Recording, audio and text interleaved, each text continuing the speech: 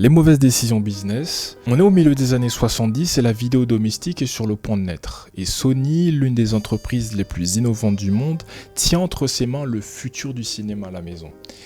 Mais face à ce futur, Sony va dire non. Donc pour remettre un peu le contexte, à cette époque, en fait, Sony, ce n'est pas juste une marque comme les autres. Sony, ça incarne la précision japonaise, l'innovation technologique et la qualité avant tout. Donc quand Sony lance un produit, le marché, en fait, ils écoutent. La musique, l'audio, l'électronique, grand public, Sony est partout. Et surtout, Sony est respectée. Elle ne suit pas les standards, c'est elle qui les crée elle-même. Et donc on est en 75 et Sony en fait lance un produit qui est révolutionnaire, Betamax. Et donc pour la première fois, il devient possible d'enregistrer la télévision et de regarder des films chez soi. Donc sur le plan technique, c'est une image qui est nette, c'est un mécanisme qui est fiable et c'est un format qui est compact. Donc Betamax fonctionne. Et il fonctionne très très bien. Pour les ingénieurs de Sony, c'est évident, la vidéo domestique vient de naître. Et donc Sony ne voit pas Betamax comme un simple appareil. Sony voit un standard. La stratégie est claire, garder le contrôle de la technologie, limiter les licences et préserver la qualité. Dans l'esprit de Sony, ouvrir Betamax à tout le monde signifierait de perdre la maîtrise quelque part, de diluer le produit et surtout de fragiliser la marque. Sony croit profondément que la meilleure technologie doit s'imposer naturellement. Mais Sony n'est pas seul, parce que pendant que Betamax arrive sur le marché, il y a d'autres acteurs qui observent. Il y a JVC qui est soutenu par un grand géant industriel japonais qui travaille sur un format concurrent. Un format qui est différent, qui est certes moins élégant sur le papier, moins performant sur le papier, mais qui est pensé dès le départ pour être partagé, copié et produit par d'autres. Donc Sony voit cette approche comme un risque parce que pour eux, un standard ne se partage pas, il se contrôle. Et du point de vue de Sony, le raisonnement est cohérent. Pourquoi ouvrir une technologie qui est supérieure et pourquoi laisser des concurrents produire des copies? Et surtout, pourquoi abandonner une position dominante potentielle? Sony a investi massivement, Sony a pris les risques et dans leur logique, c'est à Sony de décider les règles du jeu. Donc à ce moment précis, il y a une décision qui doit être prise. Ouvrir Betamax, multiplier les licences et accepter de ne plus être seul. Donc Sony refuse parce qu'ils choisissent le contrôle, la fermeture et choisissent la maîtrise totale. Donc à ce moment-là, Sony dit non à l'ouverture de Betamax. Et à cet instant précis, Sony pense protéger son avenir. Pour l'entreprise, le plus dur était déjà fait, la technologie existe, elle fonctionne et elle est supérieure. Et dans les bureaux de Sony, on ne parle pas de guerre qui est perdue, on parle de temps. Le marché finira par comprendre, le public finira par choisir la qualité.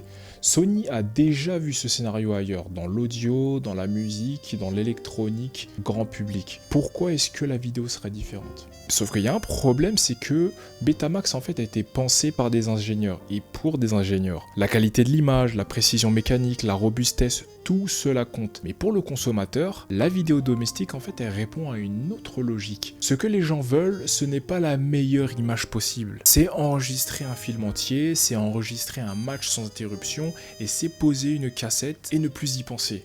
Et très vite, la question revient partout. Est-ce que ça tient tout le programme ? Donc à l'avant des années 70, les habitudes changent. La télévision devient un objet central du foyer. Les films diffusés sont plus longs, les événements sportifs s'étendent et la limite d'enregistrement d'environ 1 heure commence à poser problème. Donc ce n'est pas encore un rejet massif, mais c'est un irritant permanent. Un détail, mais un détail qui revient sans cesse. Sony le sait, Sony l'entend, mais pour Sony, ce n'est pas une raison de remettre en cause toute la stratégie. Parce que pendant que Sony ajuste à la marge, le marché, lui, fait autre chose. Les fabricants ne travaillent pas avec Sony, mais cherchent un format plus flexible, plus simple à produire et moins verrouillé.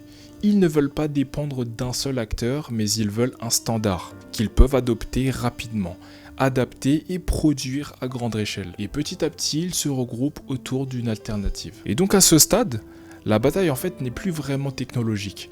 Elle devient industrielle, elle devient commerciale, elle devient logistique. Et ce qui compte, ce n'est plus quel magnétoscope est le meilleur, mais quel est le format qui peut être produit le plus rapidement possible, le moins cher et par le plus grand nombre d'acteurs. Et sur ce terrain-là, le modèle fermé de Sony devient un handicap. Donc un phénomène classique se met en place. plus un format est présent, plus il y a de magasins qui le mettent en avant, plus les consommateurs l'achètent et plus les contenus sont disponibles. Et plus il devient rationnel pour les nouveaux entrants de choisir ce format-là. Ce cercle ne se décrète pas, il se construit. Et une fois lancé, il est extrêmement difficile à inverser. Et donc chez Sony, le ton change progressivement. Pas de panique, pas une vigilance. Les ventes sont correctes et pas écrasantes, la domination est attendue mais ne se matérialise pas et Sony commence à comprendre que le problème n'est pas Betamax lui-même. Le problème c'est qu'un standard ne se gagne pas seul. Sony réagit, mais toujours dans les limites de sa version initiale. La durée d'enregistrement augmente, certaines licences sont accordées, la communication évolue, mais la philosophie ne change pas réellement sur le fond. Sony veut rester maître du jeu et pendant ce temps, le marché lui il avance sans attendre l'accord de Sony.